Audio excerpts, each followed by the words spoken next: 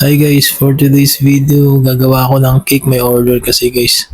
Nireto ko na sila sa ibang mga bilihan ng cake pero ayaw nila. Kaya sige na nga lang, pagbigyan natin. And guys, chiffon cake yun, malambot. Mas malambot pa sa ulo nyo yan. Ay, joke lang po. Ayan guys, yung cream ko, nilalagyan ko siya ng cream cheese para mas masarap. Yung hindi siya ordinary lang na white. Na tawag niyan, white icing. Cream cheese icing yung ginagawa ko pag white para may lasa siya guys. Kasi kung yung normal lang, pangit yung lasa, hindi ko type. Dito naman guys sa red icing, nahirapan ako sa kulay nito. Nung una, okay yung kulay, yung food color pa rin yung lalagay ko. Pero nung tinikman ko, hindi siya papasa sa akin. Kaya nilagyan ko siya ng chocolate powder. Cocoa powder guys. And yung Flavocor na chocolate flavor. Ayun guys, masarap. Kaya, ayun, tinodo ko na siya. And then nung sa kulay naman, doon ako nahirapan kasi mas malakas yung kulay nung brown. Kaya nagdagdag na lang ako guys ng konti pang food color para tumalab yung yung red natin.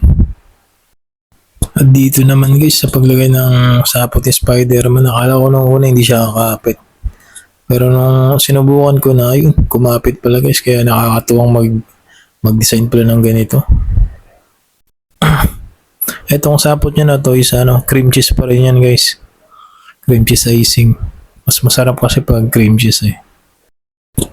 Ayan guys, tapos na. Tapos lagyan ng silyo. Nagmayat guys. At dito naman guys sa paglalagay ng design, ng unang ko dito, yung papel lang ilalagay.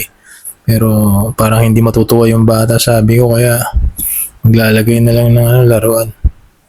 Para kahit pa paano madodoble sa'yo ng bata. Etong icing naman na gamit ko guys, hindi ito basta-basta nagme-melt kahit maaraw man o umulan.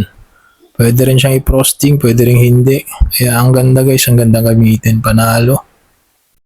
Kakaibang icing to. Etong paglalagay ng cake sa box guys, umaga ko na siya nilagay sa box para diretso na siya sa delivery. Eto, di-deliver ko siya sa Bawang Public Market. Doon kami magkikita nung nag-order nito. And sabi nga niya, yung feedback niya na masarap daw yung cake.